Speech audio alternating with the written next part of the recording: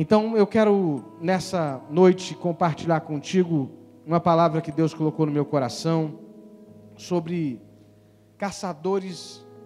Eu não sei se você já ouviu falar, há muitos anos atrás tinha um livro chamado Caçadores de Deus. E aí eu me inspirei no nome desse livro, né?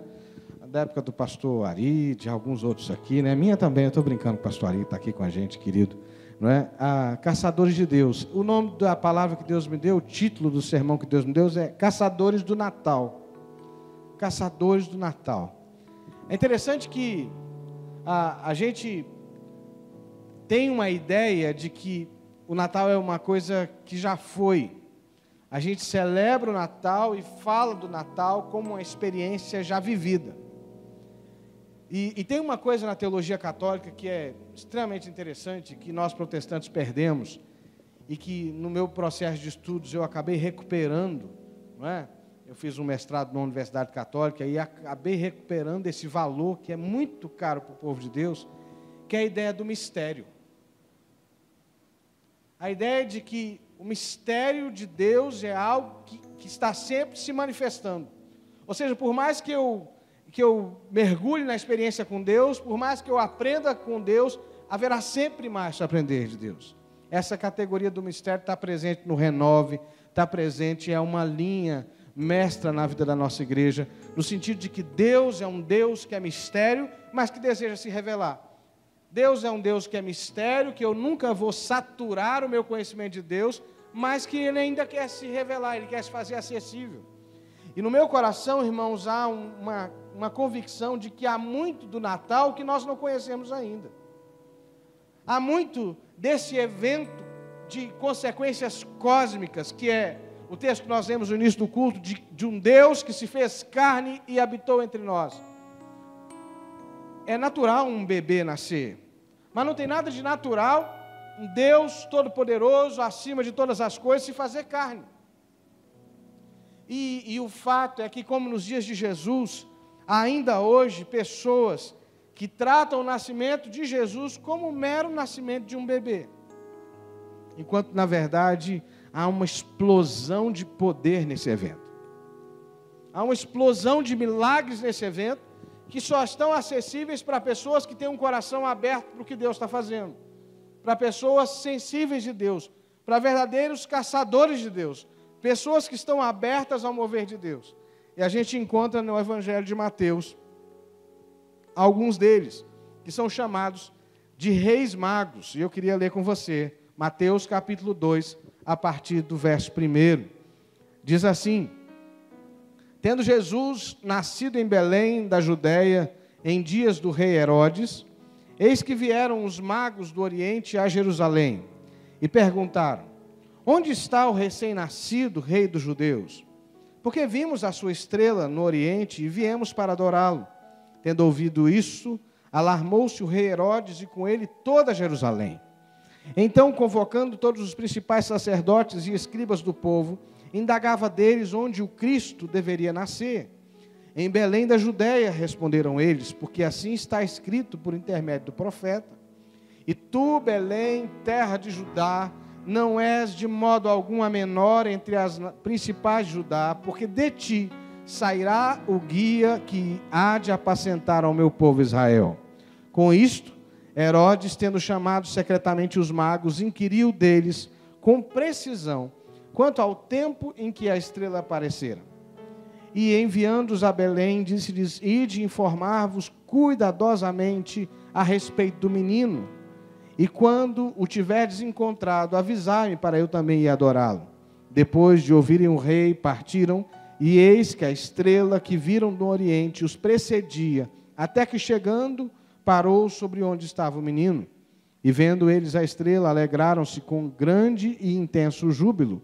Entrando na casa, viram o menino com Maria, sua mãe, prostrando-se o adoraram, e abrindo seus tesouros, entregaram-lhe suas ofertas, ouro, incenso e mirra. Sendo por divina advertência prevenidos em sonho, para não voltarem à presença de Herodes, regressaram por outro caminho à sua terra. A primeira coisa rica demais que está aqui para mim, eu quero ser econômico aqui, quero ser objetivo com você. A primeira coisa que está clara, explícita, é que esses homens não eram doutores na revelação bíblica. Eles não tinham, assim, vivência na fé de Israel. Pode até ser que eles tivessem conhecimento dela, mas eles são chamados de magos do Oriente. Na verdade, eles são uma espécie de cientistas, de pessoas que observam os astros, que observam o céu, as estrelas, o movimento das estrelas, a lua. Eles são pessoas assim, são chamados de sábios, e a Bíblia se refere a eles. Eu fui dar uma olhada em outros lugares. Daniel fala dos sábios, não destes sábios, mas dessa categoria de gente. Era uma mistura de sábios, de cientistas com filósofos, e nesse tempo toda a ciência, todo saber está assim, entremeado de um desejo de conhecimento de Deus. A ciência, ela é dissociada da fé na idade moderna. Na idade antiga, a ciência está alinhada à fé, né? De alguma maneira, mesmo que essa fé não fosse uma fé bíblica, mesmo que essa fé não fosse uma fé monoteísta, toda a ciência, de alguma maneira, estava ligada a algum tipo de fé. Há uma noção de que o inexplicável se explica por Deus. E aí o que é para mim rico é que Deus se revela a esses homens. Deus se mostra a esses homens. Deus dá uma direção para esses homens que têm fome de Deus, que têm sede de Deus, que têm desejo de Deus, embora não conhecendo, Deus se torna acessível a eles. E é interessante que eu olho para as Escrituras e eu encontro isso muitas outras vezes na Bíblia. Eu encontro isso, por exemplo, na história de Abraão. Na história de Abraão, quando Deus o chama pelo nome e muda o nome dele e dá uma direção para ele. Abraão não era membro de nenhuma célula, Abraão não era membro do coral, não era membro do Ministério do Louvor, não vinha no culto do Grite na quarta, nem no evangelismo na sexta, que tem essa semana, na verdade. Ele não participava dessas coisas. Abraão era um homem inserido numa cultura politeísta, de muitos deuses. Mas Abraão consegue ouvir Deus. Deus se manifesta para Abraão. Deus se revela para Abraão. Da mesma coisa, a gente pode falar de Noé, antes de Abraão, que está vivendo num ambiente de pecado, de depravação, mas que ouve a voz de Deus. De alguma maneira, irmãos, a gente complicou as coisas e fez da fé uma coisa complexa que tem uma série de estratégias, de estratagemas, de segredos para se conectar com Deus, enquanto o acesso a Deus sempre foi uma coisa muito simples. Sempre foi interesse de Deus se revelar para os seus. Lá no jardim, mesmo depois do pecado, Deus chama Adão, Eva, onde é que vocês estão? E eles se escondem de Deus. Quer dizer, na verdade, Deus sempre quer se manifestar, mas só conhece a Deus, só tem experiência com Deus, só discerne o mistério do Natal quem de alguma maneira tem vontade de achá-lo. A Bíblia diz assim: buscar-me-eis e me achareis quando me buscardes de todo o vosso coração. Eu serei achado de vós, diz o Senhor. Sabe, irmãos, a minha convicção é que Deus quer ser achado por você nesse Natal. Eu me lembro aqui, essa semana eu tive na minha cidade de Natal, e algumas lembranças, né, voltaram, né? Fui na casa onde eu cresci, mexi lá numa série de coisas, ao mesmo tempo que é bom, é difícil, né? E a minha terra, assim, na medida que você vai chegando, eu mandei um áudio para a Ângela, né, brincando com ela, né, porque o sotaque vai ficando, né, eu vou virando Evander, né, na medida que eu ando para lá, eu deixo de ser Evander, eu fui dar meu nome para a pessoa, eu falei Evander, ela falou assim, eu falei assim, aí eu lembrei, eu falei, Evander, aí ela entendeu na hora. Né? A terra vai ficando vermelha, né? O barranco vai ficando vermelho, começa a aparecer umas carnes penduradas assim na estrada, e a chapa vai esquentando, né? A temperatura vai esquentando. Mas por que eu falei teflotone, irmãos? Me ajuda, perdi aqui. Sobre caçadores de Deus, sobre ter fome de Deus, sim. Bom, depois eu vou lembrar. E aí eu conto para você, me ajuda aí, Flávio. Eu lembrei da terra, perdi Hein? Buscar-me-eis e me achareis. Deixa para lá, eu esqueci. Eu esqueci. Mas o que eu estava dizendo é que, na medida que você se relaciona com esse Deus que deseja se manifestar, você encontra um Deus que deseja se revelar, que quer se mostrar, que está acessível para nós. E a minha expectativa e o que eu sinto de Deus para esse Natal é que Deus quer se mostrar para algumas pessoas. É que tem gente ainda tratando o Natal como uma experiência de outros. São os magos que viram Jesus, são os pastores que viram Jesus, e aí nós cantamos, ó vinde, adoremos, nós louvamos, todo mundo, mesmo quem não gosta de música mais antiga, no Natal, ouve, né? Porque, de alguma maneira, isso nos remete a uma experiência muito profunda. Mas Deus quer se manifestar hoje. O mistério do Natal está acessível hoje. O Deus que se deixou achar no passado é um Deus que deseja ser achado hoje. Indiferente da nossa tradição, indiferente do nosso currículo, indiferente do que a gente acha da nosso tempo de igreja, se eu tenho muito tempo de fé ou se eu tenho pouco tempo de fé, o que Deus deseja é um coração sedento por Ele. É um coração desejoso por Ele. E aí é interessante que quando esses homens que têm fome e sede de Deus, esses homens que têm desejo de Deus, chegam e vão à cidade de Jerusalém e eles encontram com Herodes. E lá no encontro com Herodes, eles expõem essa sua fé ingênua, essa sua fé inocente. Eles dizem assim, onde é que está o Rei dos Reis? Onde é que vai nascer o Rei dos Reis? E é interessante que Herodes manda chamar os escribas, os fariseus, e eles sabem de todas as coisas. Eles pegam as profecias e ele diz assim, olha, o profeta diz que é em Belém. É em Belém, e cita o texto. Versículo 6 diz assim, tu, Belém, terra de Judá, não és de modo nenhum a menor entre as principais de Judá, porque de ti sairá o guia de apacentar o meu povo Israel. Mas é interessante que mesmo conhecendo a profecia, mesmo conhecendo a promessa, o povo da promessa se sente ameaçado pela promessa. Não é contraditório isso? Herodes fica cheio de medo, porque já tinha acontecido um tipo de levante ali naquela região, por conta da herança de Davi, né? Os herdeiros de Davi, os sucessores de Davi, têm uma ideia de que talvez eles pode se levantar um novo rei que vai ameaçar Herodes. Herodes sabe da profecia, Herodes conhece a palavra, mas a presença de Jesus, a presença de uma fé natural e ingênua e pura e verdadeira ameaça Herodes. Sabe por quê? Porque uma fé viva sempre expõe uma religiosidade vazia. Uma fé viva sempre expõe uma espiritualidade vazia.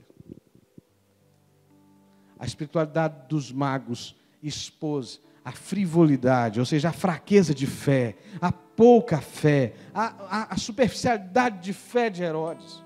Deixou ele cheio de medo. O que era para ser um motivo de vitória, trouxe espanto. Quem já teve medo do espiritual aqui, do sobrenatural, da experiência com Deus? Já teve medo? Já, confessa, eu já tive. Já teve medo daquilo que você não pode controlar? Quem aqui já tentou colocar a manifestação de Deus dentro de uma caixinha? Dizer assim, é assim, assim e assado. Já tentaram fazer isso? Eu já tentei. Ainda bem que aqui quase ninguém tentou essas coisas. Impressionante, não é? Mas é verdade, a gente tenta ler a experiência com Deus a partir da nossa limitação, da nossa capacidade, e é o que acontece com Herodes. Os magos sabem que não sabem. Eles sabem que não sabem. Eles sabem que é mistério. Eles sabem que eles só chegaram ali porque Deus mandou um sinal, porque Deus deu uma direção. Olhando os céus, eles viram uma estrela que chamou a atenção deles. E eles se movem por causa disso. Eles sabem que não sabem. E aí quando o profeta, que não crê em nada, que está cheio de medo, cita a palavra de Deus para eles, a palavra faz todo sentido. Se o profeta falou que é em Belém, então vamos para Belém. É interessante isso. É interessante como que a palavra de Deus ela é viva e eficaz para um monte de gente, mas para um monte de gente ela é só uma coisa que alguém do passado falou. Percebe? O Natal que nós queremos viver, meu irmão, é esse Natal onde os sinais de Deus são considerados por nós, onde a palavra de Deus é viva em nós e nos dá uma direção. Toda vez que eu penso nesse ato extremo de Deus, de se encarnar em nosso favor, isso me constrange profundamente.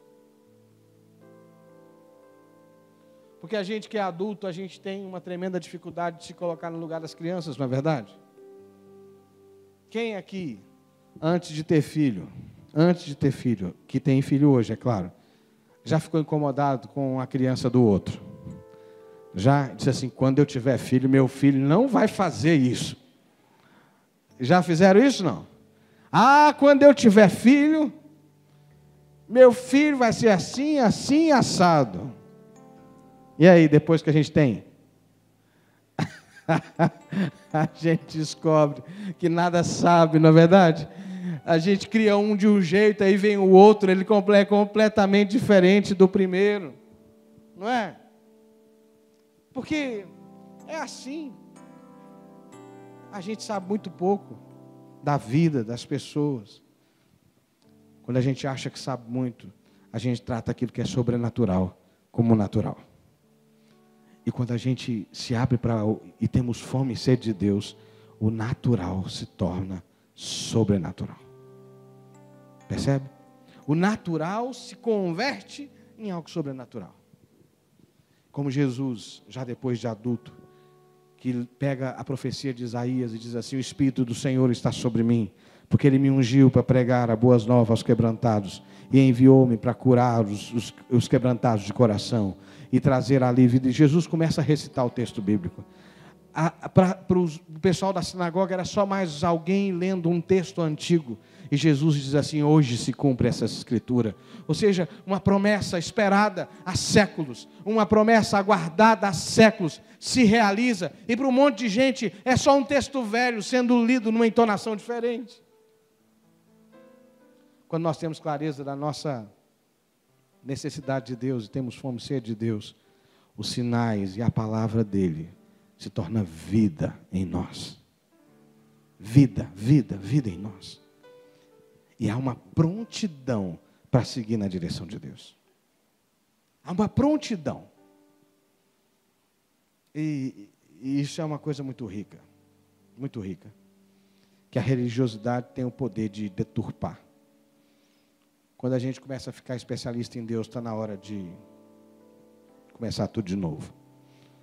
Mas quando a gente sabe que Deus é mistério e que a gente ainda tem tanto a aprender, a palavra dele vai sempre fazer sentido para nós. E aí a gente chega para o Natal, não é? Não para viver o que a gente já viveu. Quem tem uma árvore de Natal antiga em casa? Tem uma árvore antiga já, de muitos anos? Né? Quem montou a árvore de Natal em casa aqui? Deixa eu ver. Quem montou a árvore de Natal em casa? Montou? Você comprou esse ano ou você já tinha ela lá? Comprou esse ano. Quem comprou esse ano? Deixa eu ver. Olha, muita gente. Puxa vida. Né? Quem já tinha árvore de Natal em casa? Já tinha. Então, lá em casa já tem uma árvore de Natal de não sei de quantos natais. E a Ângela até fez um momento assim com as crianças que eu, infelizmente, não pude participar. Quando eu cheguei, a árvore estava lá, pum, montada. Não é? A gente chega para o Natal assim. Chega e monta a árvore. Aí a gente decora o ambiente, a gente canta os hinos certos, a gente espera o texto bíblico certo, mas é só a repetição de uma experiência que nós já vivemos. Enquanto o que Deus espera de nós é que a gente tenha essa fome e sede dos magos, que diz assim, como é que é essa história? Deus se fez carne. Como é que é isso? Me perdoe a expressão, mas eu estou me lembrando da nossa célula, né, de manhã aqui. O Fábio estava ministrando a célula, e aí um dos participantes da célula, quando a gente falou de fé para crer no milagre, é um senhor que está vindo num processo de conversão, ele não está aqui hoje, esteve aqui hoje cedo. Ele disse assim, o bagulho é doido, hein, pastor? O bagulho é doido. Que obra é essa que a gente não vê essa obra? Eu falei assim, irmão. Eu falei, o bagulho é doido mesmo.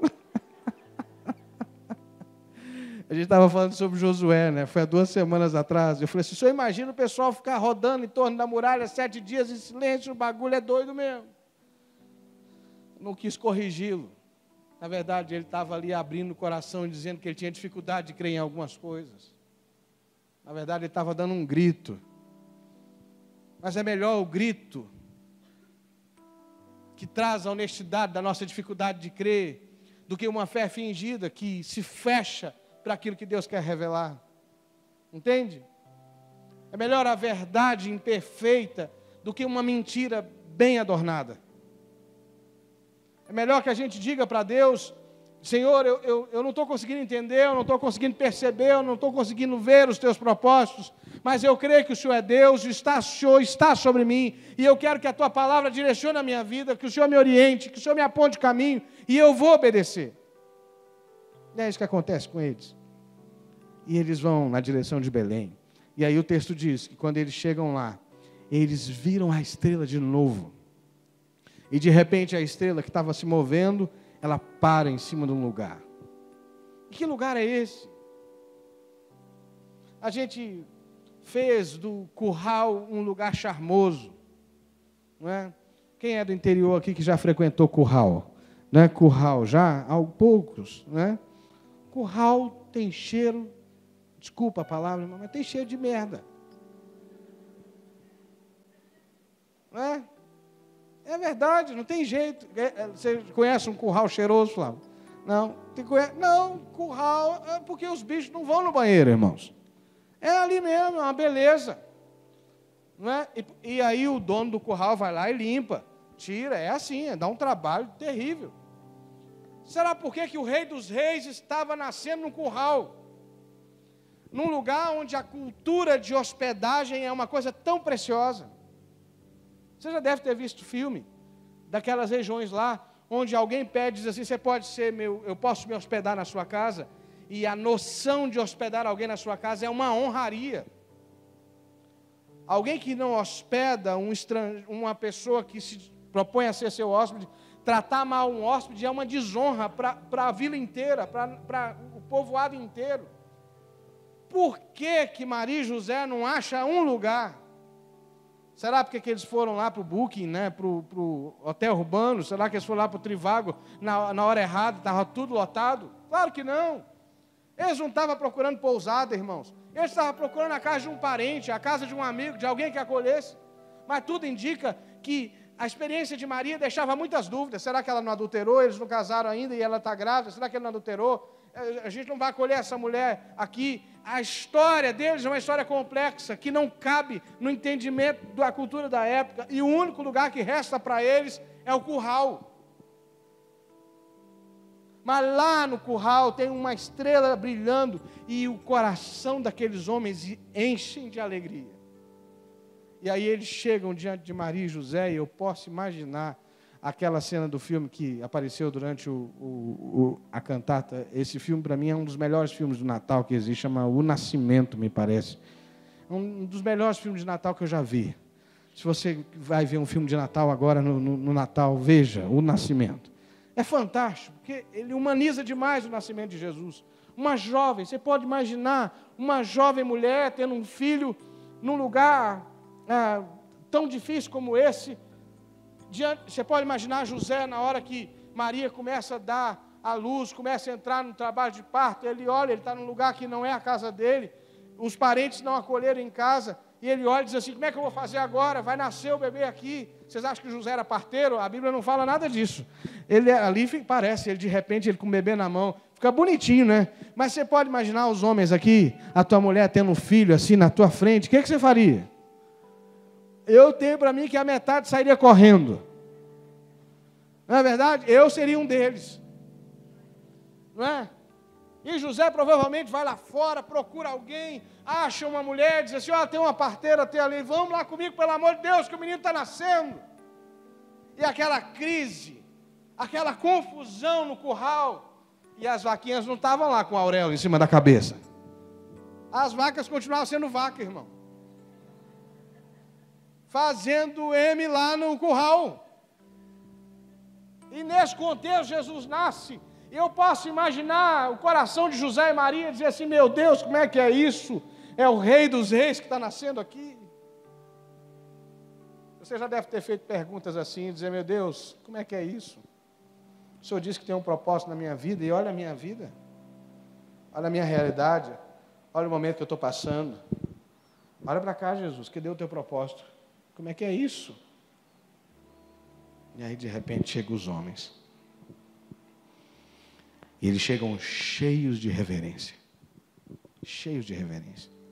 Porque no íntimo deles, eles têm uma testificação que aquele ali é o Rei dos Reis. Lembra que Pedro vai falar isso depois? E Jesus disse para ele assim, não foi nem carne, nem sangue que te revelou. Jesus já estava há 30 e tantos anos na terra. E ninguém tinha reconhecido ele como Rei dos Reis. João Batista, que disse, eis o Cordeiro de Deus, quando foi preso, entra em crise, diz assim, é o Senhor mesmo ou a gente deve esperar outro? Lembra? Quando Jesus perguntou para os discípulos, e vocês, quem vocês acham que eu sou? Aí uns diziam assim, o pessoal diz que o senhor é Elias, não é? Ou o João Batista que voltou. E Pedro diz assim, tu és o Cristo, Filho de Deus. Isso que foi manifesto depois de um monte de milagre, depois da manifestação de Jesus, da pregação de Jesus, para os caçadores do Natal, quando eles viram a estrela, a palavra ardeu no coração deles. Eles olharam para o menino. Eles se encheram de alegria. E eles se curvaram diante dele, com honra, com adoração, trazendo ouro, incenso e mirra. Porque Deus se revela a quem tem fome e sede dele. Deus se revela a quem tem fome e sede dele. E eu posso eu posso ver o coração de Maria e de José dizendo assim, começou a melhorar. Começou a melhorar. E depois, e aí a gente pode falar depois, um outro dia, sobre a trajetória de Maria e de José, né? O bispo Paulo pregou hoje de manhã sobre Simeão. Levanta Jesus, diz assim, agora só pode recolher o teu servo, porque meus olhos viram o Senhor, o Rei dos Reis. Ana, a profetisa, que vê Jesus e profetiza. É como se Isabel, antes disso, que vê Maria e o ventre dela treme no poder de Deus. Vão construindo uma história para Maria e José. E os adoradores que têm fome de Deus ajudam na construção dessa história. Eles adoram, e a Bíblia diz que Deus procura adoradores assim, que adorem em espírito e em verdade. Eles adoram em espírito e em verdade, apesar deles não serem doutos na revelação sobre Jesus. Apesar deles terem se encontrado com homens incrédulos, que sabiam tudo da profecia, mas não sabiam nada dela ao mesmo tempo. Eles apenas ouviram a voz do Todo-Poderoso e viram o Cristo, o Filho do Deus vivo, e honraram a Ele. Sabe o que isso me diz? Que eu e você podemos acessar Jesus de uma maneira nova e sobrenatural. Que eu e você podemos ter um encontro com Jesus que não seja a repetição de uma história velha. Um encontro novo, poderoso, que dê significado para a nossa vida, que dê sentido para a nossa vida, que dê um norte para nós. Eles não deram ouro, incenso e mirra porque eles eram bonzinhos, não, irmãos. É porque eles entenderam o valor daquele momento, eles entenderam o mistério que estava ali embutido. E ouro, incenso e mirra era o mínimo para expressar adoração. Sabe qual é o nosso problema, irmãos? Nós acabamos com o mistério. A gente acha que sabe tudo, a gente acha que já viu tudo, que já vivemos tudo que a gente pode viver de Deus, e aí a gente deixa morrer essa fome, essa curiosidade, essa sede de Deus, que é típica dos caçadores do Natal, dos caçadores de Deus. Sabe, nesse final de ano, nesses últimos dias de 2018, nesse Natal, eu quero te desafiar a buscar a Deus com toda a sua força. E dizer assim, Deus, mostre-se a mim. Eu quero te ver. Eu quero te conhecer. Eu quero entender a sua vontade. Eu quero entender a sua vontade. Um dia desses eu estava conversando com uma pessoa, não é? Que tinha dificuldade de crer. E eu disse para ele assim, se você tem dificuldade de crer, diga para Deus que você tem dificuldade de crer. E Deus vai te mostrar. E aí aquela pessoa boa, mas que confessava a dificuldade de crer, disse assim, olha, eu acho que esse é um caminho interessante. Eu acho que esse é um caminho interessante. E ele parece que fez isso, né? E Deus começou a fazer coisas novas na vida deles. Deus começou a fazer milagres que estavam sendo esperados há muito tempo. Porque Deus deseja se revelar àqueles que são contritos e quebrantados de coração. Eu quero te convidar a ficar em pé.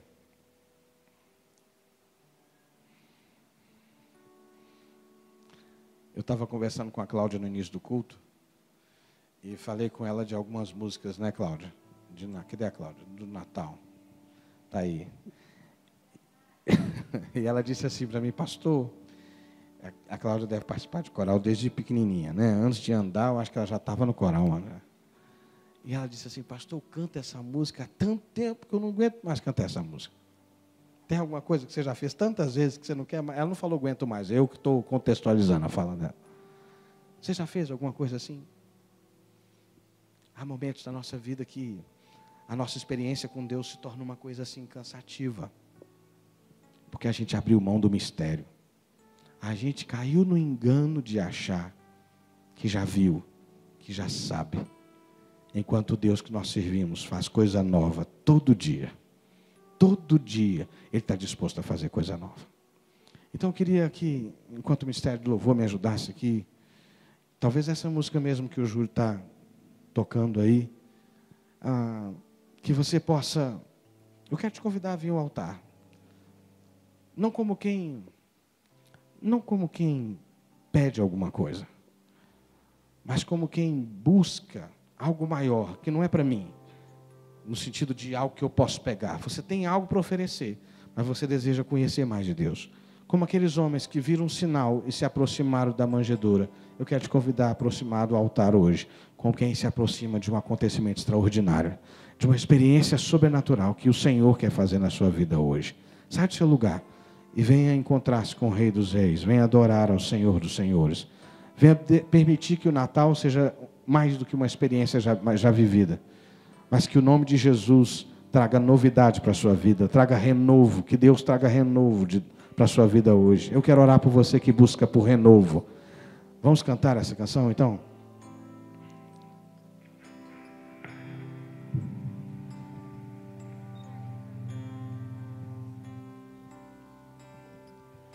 No início eras a palavra, com Deus o Altíssimo.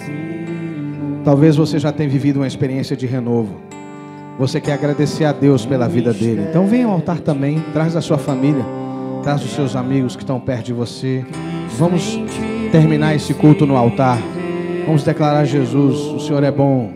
Oh, quão maravilhoso é, oh, quão maravilhoso é o nome de Jesus, meu Rei. Oh, quão maravilhoso. Se você puder dar um passo à frente para que as pessoas cheguem. Tudo Ele é, oh, quão maravilhoso é o nome de Jesus. Vamos cantar essa canção. Deixou o céu para buscar-nos, veio para nos resgatar. Aleluia. Amor maior que meu pecado, nada vai nos separar. Oh, quão maravilhoso é, oh, quão maravilhoso é o nome de Jesus, meu Rei. Oh, quão maravilhoso é, maior que tudo Ele é. Oh, quão maravilhoso é nome de Jesus. Oh, quão maravilhoso é nome de Jesus. Sim, Senhor. Nós nos curvamos e nos rendemos diante da glória desse momento. Diante da glória desse momento. nosso coração, a nossa racionalidade não alcança o mistério dessa revelação, de que Deus tenha nos amado de uma maneira tão extravagante, que se fez carne, que habitou entre nós, que assumiu essa nossa estrutura humana, frágil, precária, diante da soberania que o Senhor sempre teve. E tudo isso foi por amor, tudo isso foi por misericórdia, foi por graça, foi para que de alguma maneira nós pudéssemos encontrar o Senhor. Ainda hoje o Senhor está dizendo para nós: buscar-me-eis e me achareis quando me buscardes de todo o vosso coração. Serei achado de vós, diz o Senhor. Meu Deus, em nome de Jesus, o Senhor sabe das lutas que seus filhos passaram nesse ano. O Senhor sabe das tribulações, o Senhor sabe das angústias, das perdas, ó Deus, das dúvidas às vezes maiores do que a nossa capacidade de formulá-las. O Senhor sabe, Deus, dos pecados que cometemos e como nós nos arrependemos dos pecados que temos cometido. E Deus, nós temos a consciência que só a revelação de Jesus Cristo pode mudar a nossa vida. Só a revelação de Jesus Cristo pode nos levar a um lugar novo. Só a revelação de Jesus Cristo pode abrir os nossos olhos para viver uma espiritualidade nova. Meu Deus, aqueles homens encontraram incredulidade, aqueles homens encontraram frieza de coração, aqueles homens encontraram em Herodes uma maldade incontida, mas o Senhor estava acessível a eles. O Senhor estava acessível a eles. E mesmo que haja muita maldade na terra, mesmo que haja muita imperfeição no meio de nós mesmos, o Senhor está aqui para ser achado. O Senhor está aqui para ser achado. O Senhor está aqui para ser achado. Eu queria que você levantasse a sua mão, querido. Levante a sua mão. Erga as suas mãos aos céus. Como quem toca nessa manifestação sobrenatural. Como quem toca nessa manifestação sobrenatural. Que você possa nessa noite tocar em Jesus. Como aquela mulher que tinha o fluxo de sangue e tocou em Jesus e teve a sua vida transformada. Que essa noite seja uma noite de um encontro com Deus vivo e verdadeiro. Que voltou para a sua glória, mas se manteve homem. Há um homem no céu e o nome dele é Jesus Cristo, Filho do Deus vivo. Ele se fez carne para poder falar contigo, para que você tivesse uma correspondência plena com ele. Então, meu Deus, em nome de Jesus, que a tua doce presença inunde esse lugar, que a tua doce presença encha este lugar, e que em nome de Jesus, aquilo que foi profetizado a respeito do Senhor, se realize na vida dos meus irmãos hoje, em nome de Jesus, Pai. Para a terra que estava aflita, não continuará a obscuridade. Para o coração que estava aflito, não continuará a obscuridade. O povo que andava em trevas viu grande luz. Mostra a tua luz, Senhor. E aos que viviam na região da sombra da morte, quanta gente tem vivido na região da sombra da morte, assentados no abismo, resplandeceu-lhes a luz. Multiplica, Senhor, a alegria deste povo. Que o teu povo neste Natal se alegre em ti, como se alegram na ceifa e como exultam quando repartem os despojos. Porque o Senhor quebrou o jugo que pesava sobre nós, e a vara que feria os nossos ombros, e o cetro do opressor. Que seja quebrado e despedaçado todo o cetro de opressão que pesa. Que a bota do guerreiro e a veste envolvida em sangue das nossas batalhas sejam queimadas em nome de Jesus. Porque um menino nos nasceu, um filho se nos deu. O governo está sobre os seus ombros. Fala comigo, o governo está sobre os seus ombros. E o seu nome é Maravilhoso Conselheiro, Deus Forte, Pai da Eternidade, Príncipe da paz. É esse o Jesus que nós adoramos. É esse o Jesus que nós confessamos. É esse o Deus que cremos e adoramos nessa noite de Natal. Aleluia. Que o seu governo se aumente sobre a nossa vida, Jesus. Que esse governo nunca mais tenha fim. E que nenhum dos meus queridos aqui estejam debaixo de jugo de escravidão, mas experimentem a paz que vem das tuas mãos.